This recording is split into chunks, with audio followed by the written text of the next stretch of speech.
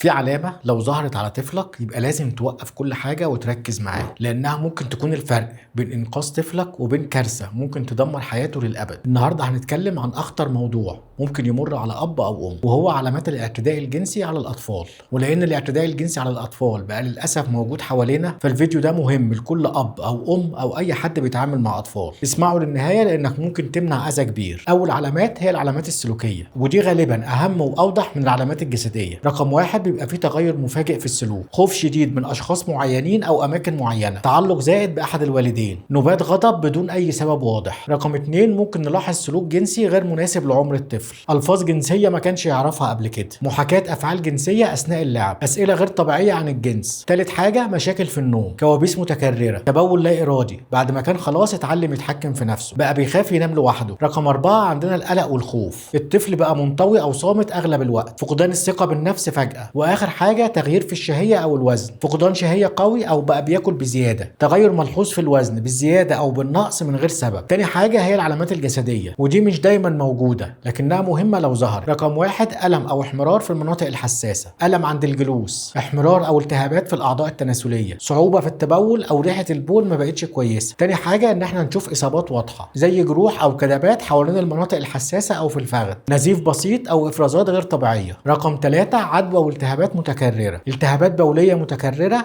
أو التهابات تناسلية غير مبررة. ثالث حاجة، علامات في الكلام، لو الطفل بدأ يقول إنه مش عايز يروح عند الشخص ده أو خايف أو بيقول ما تقوليش لحد، أي كلام من النوع دوت لازم تاخده بجدية، ولازم تفهم من الطفل حتى لو الطفل سنه صغير. أخطر حاجة في الموضوع ده هو إن الاعتداء الجنسي أول حاجة غالبا بيكون من شخص قريب من الطفل، والطفل بيثق في الشخص دوت، ممكن مدرس، مدرب أو جار أو حتى حد قريبه، نادر جدا إنه يكون من شخص غريب. طيب لو شكيت تتصرف إزاي؟ أول حاجة، تسأله أسئلة بسيطة من غير ما توجهه، في حد بيخوفك أو بتضايقك؟ في حد لمس جسمك بطريقه ضايقتك؟ كمان لازم توفر لطفلك الامان الكامل، انا مصدقك، انت مش غلطان، انا هنا عشان احميك. امنع اختلاطه تماما بالشخص المشتبه بيه، خده لطبيب اطفال حتى لو مفيش علامات جسديه واضحه، وطبعا لو في اي دليل او اعتراف لازم تبلغ الجهات المختصه. سلامه طفلك اهم من اي اعتبارات. ونيجي لاهم علامه على الاطلاق، اهم علامه هي احساسك انت كأب او ام بطفلك. لو قلبك قالك ان في حاجه غلط، غالبا في حاجه فعلا. اكتر حاجه بتحمي الطفل هي احساس الاب والام بيه. لو قلبك قالك ان في حاجه غلط، اسمعه. وفي الاخر، لو الفيديو ده ممكن ينقذ طفل واحد تبقى رسالته وصلت. شاركه مع اي حد يهمه امان طفله، وما تنساش تعمل لايك على الفيديو، تعمل اشتراك في القناه، وتكتب لي في الكومنتات لو عندك اي استفسار. والسلام عليكم ورحمه الله وبركاته.